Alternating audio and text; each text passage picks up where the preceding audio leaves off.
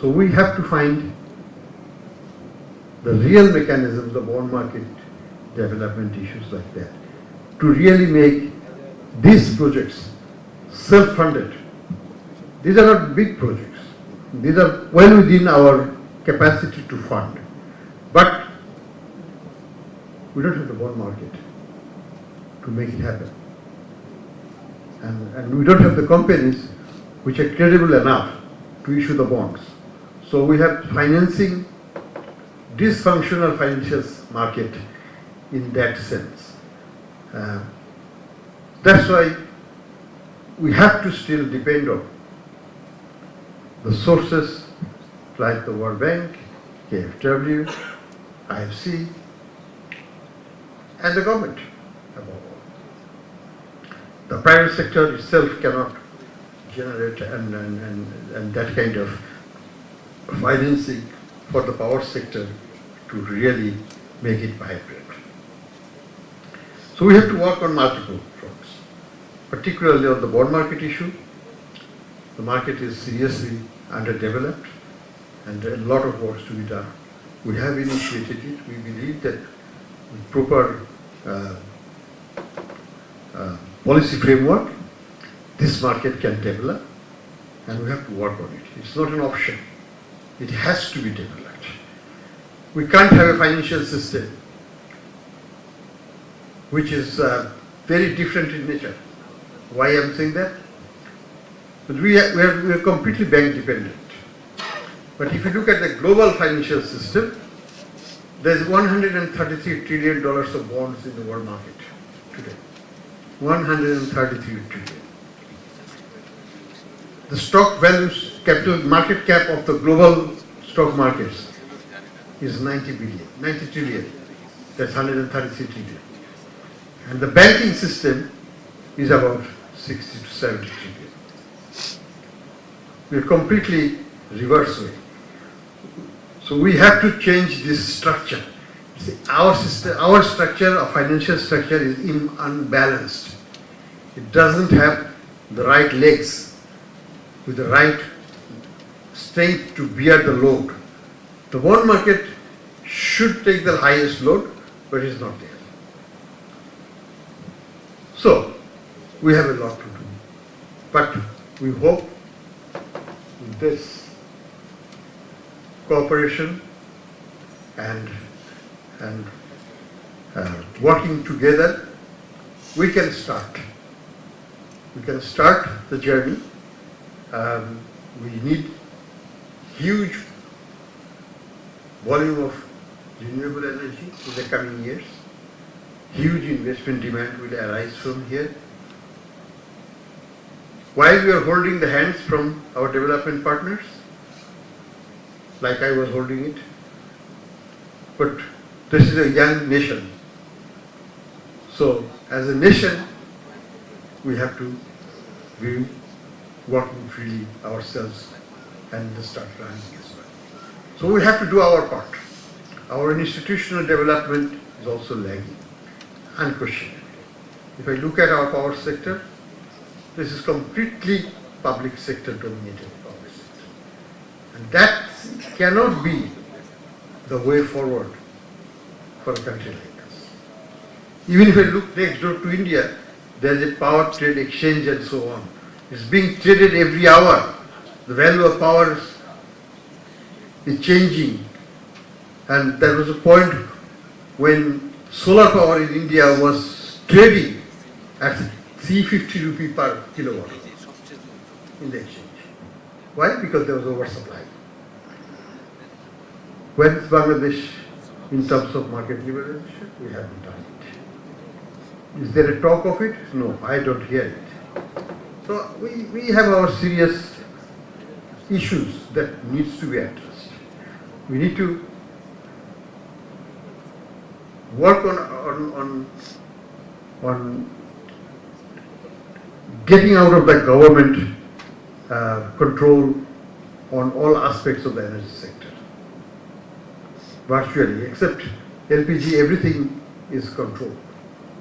And there's a complete absence of private sector in that sense. What we are seeing is the slow intrusion of the private sector as partner to the government sector. That's fine for initial point of view. But that initial point of view started in 1990s. We are still there. We haven't moved. The intended reforms of the power sector did not happen. And that's the problem. So, on the one hand, we have a serious problem on the financing side.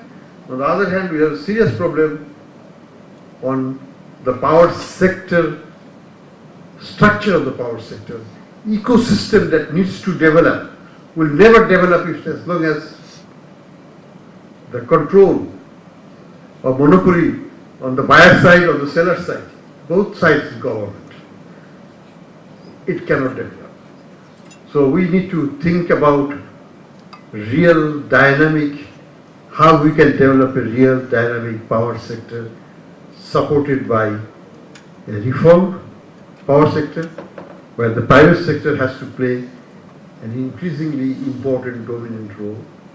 Also a reformed financial system where financing for projects which are of duration like 10, 15, 20 years can be done by the financial system, not dependent on banks.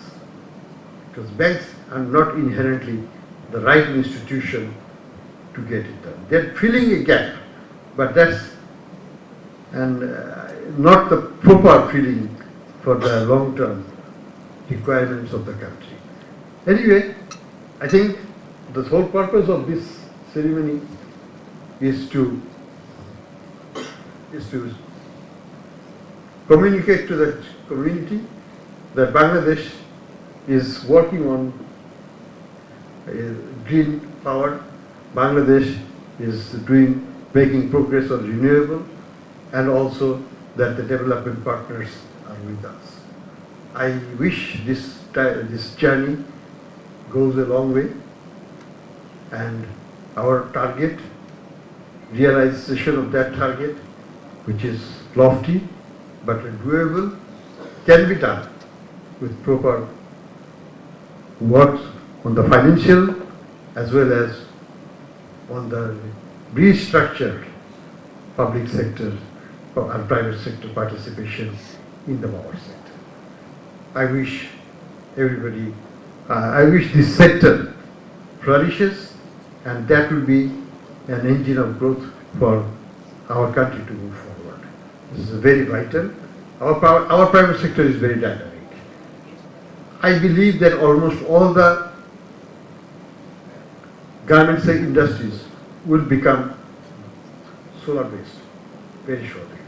The trend is there, it is unstoppable because there is economics. And economics is something that's going to drive it on its own. And because these are smaller projects, 2 megawatt, 5 megawatt, 3 megawatt, they can fund it themselves. It's doable. So we have to think from Bangladesh perspective, like our own rooftops, our own backyards, our own things. Recently I came to know about the story of Pakistan, for example. It's a very, very interesting story.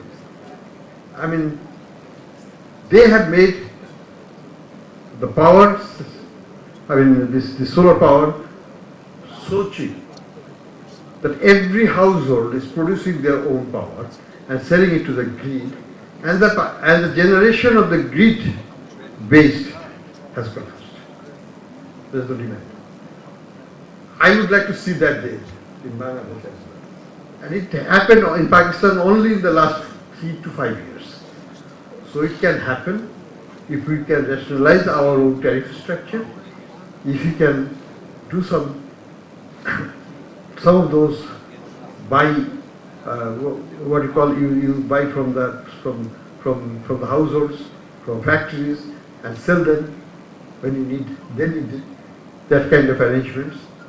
If you can make it popular, if it happened in Pakistan, certainly it can happen in our. Every household can become a power generator, a producer of energy in Bangladesh, connected to the grid, not like the previous time, which have been wiped out because it is outside the grid. So I see a lot of opportunities, lot of prospects.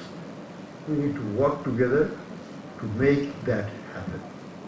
So thank you very much for giving me the opportunity and attend the event. And thanks to the organizers, Bragg Bank, DITCOL, and the underlying sponsors of these projects, and our Chinese counterparts for their successful endeavor in this regard. Thank you.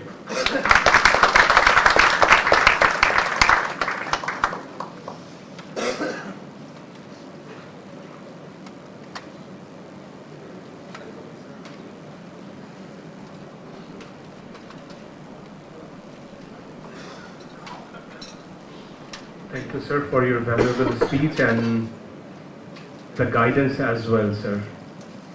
May I now request Mr. Shahriar Qadir Siddiqui, Honorable Secretary of ERD and Chairman of EATCOL and Chair of today.